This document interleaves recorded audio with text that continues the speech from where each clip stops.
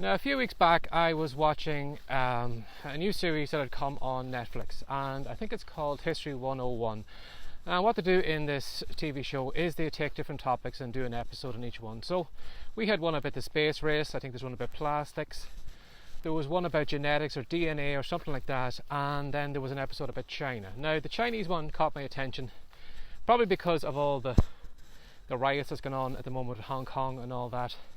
And I don't really know much about the country, but I watched the episode just to see, out of curiosity, to see what they talked about in it. Now, one of the things that they brought up in the episode was that how China has suddenly sprung up out of nowhere and become one of the kind of superpowers in the world with their economy. Now, probably a number of years back, it showed a graph, and compared to the US economy, you know, China was very, very low. The US economy was just skyscraping away up. It was arcing up to a huge I don't know what their total volume of sales was, but it was like in billions or something like that. And this is even back in like the 60s and 70s. There was a huge difference between the two countries. But over time, and as they were explaining in the TV show, you could see the two graphs were getting closer together.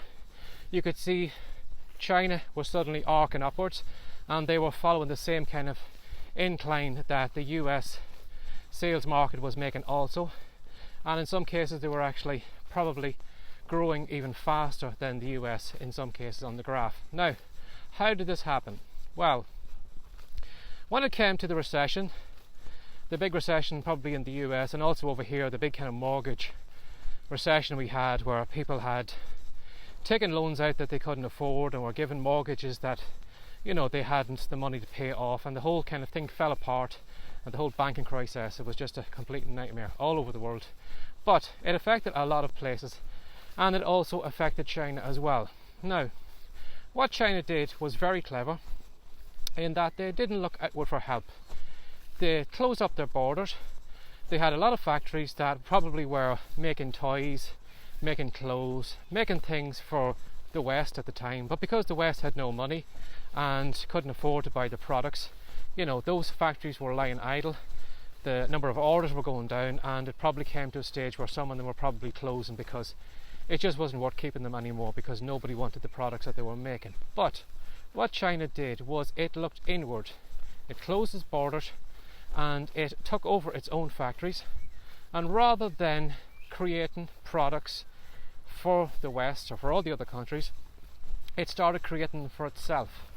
And what it did was it built up its own country first. So all the products were, you know, tailored toward Chinese people, and because they were kind of working on themselves, as the whole kind of the West and everybody else's economy were falling apart, China became self-sufficient. It started producing products for its own people.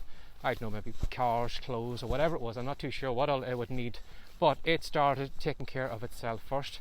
And because it, you know, invested heavily in taking over those factories, probably invested heavily in roads and infrastructure and whatever it needed, maybe internet, I'm not too sure what all it did, but it focused on itself, it turned inwards, and it worked hard on making itself stronger, better and faster, and that they knew that when this recession was over, they would come out of it a lot stronger than when they had gone into it. Now, at the moment there are a lot of people who are suffering because of this coronavirus. There are a lot of businesses that are shut down. There are a lot of businesses that probably have gone bust. There's a lot of businesses that will probably never reopen because the landscape has changed. You probably find a lot of people now, because they are ordering things off Amazon, probably people who never ordered stuff before, are suddenly realizing how convenient it is just to go to a website, pick out a couple of products, give a credit card or whatever, and then suddenly that product turns up a couple of days later. They don't need to go down and find if the shop has that product. They don't have to deal with staff maybe who don't want to talk to them. They don't have to worry about returns, because Amazon will take anything back that isn't, you know, is broken or maybe isn't what was promised. So, because they are buying things that way from Amazon, you can imagine if they see the convenience of that now, why would they go back to the way things were before? So that is going to affect some businesses. Now, some businesses are going to sit on their butt right now at the moment, and they are going to wait until this is over. They are going to, you know, not do anything at all. But wait for all those customers to come back. But as I said, not all of those customers are going to come back because they have already seen the convenience of shopping online. And when they do reopen, they will probably find that the customers aren't there anymore. And you will probably find some businesses, even though they do reopen, they will probably over time close down and never reopen again. Now, if I was that person who had a store, probably the best thing would be to think like China has. How can I turn inward? How can I make myself stronger? How can I be more prepared if this ever happens in the future? How can I be stronger than my competitors? So when this coronavirus does blow over, I'm in a far better position than I am now. But a lot of businesses aren't doing that. They're just sitting on their butt waiting until the time passes, and then they'll go back out and try sell again. Now, it's the same too with writers in the Kindle store, same too with content creators or whatever it is.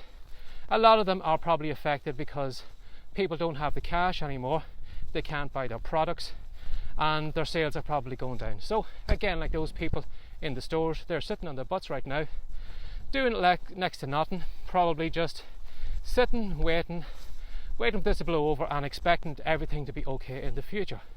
But what they don't realise is there's changes taking place. People who probably had bought their products before are maybe finding other sellers, or are finding better products, or are maybe finding people on social media right now who they didn't know of before, and maybe they have done a little bit of investigations on them and realise that that's the person they should be following rather than the original person they used to follow, because that person is better for them.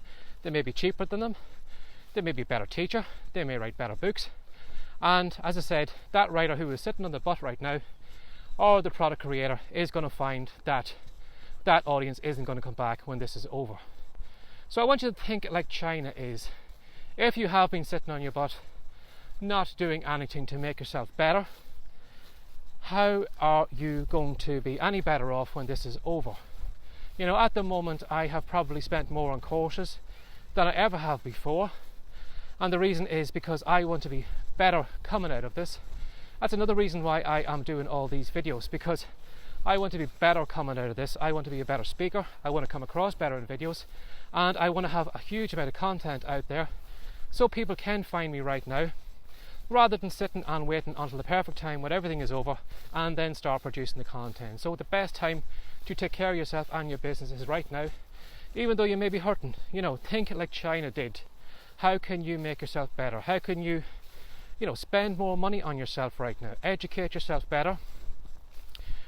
Put something in place that if this ever does happen again in the future, if you are somebody maybe who had been happily selling to people, if you haven't built an email list, now would be an ideal time to build an email list, or find some way to get in front of your buyers and your readers so you can sell to them again and again and again if something like this ever does happen again, because you never know. There could be another wave of this coronavirus, and this will probably be, the door closed for a lot of companies, a lot of businesses, because they have sat back and not taken advantage of this. So if you haven't taken advantage of this, how can you really expect to come out of this any stronger? How can you expect, to be here in 6 months or a year from now if you haven't taken your business seriously and done what China did? Work on yourself, work on your infrastructure, work on your education, read more, listen to more audiobooks.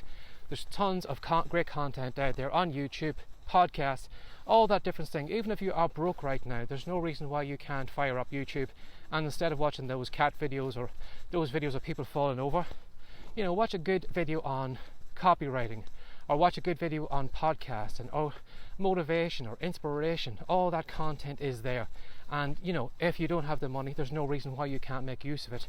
So you're making yourself better, you're making yourself stronger, and you will be more resilient if anything like this does happen in the future, because you have, like China did, built a better infrastructure in yourself, made yourself stronger, and made it that you didn't rely on your customers or whatever platform that you are using right now to get in front of those customers, by building your own media and being able to reach out to those customers whenever you want to make sales. Now I hope this might give you a wake-up call, because as I said, if you haven't done anything right now, how do you really expect things to improve in the future?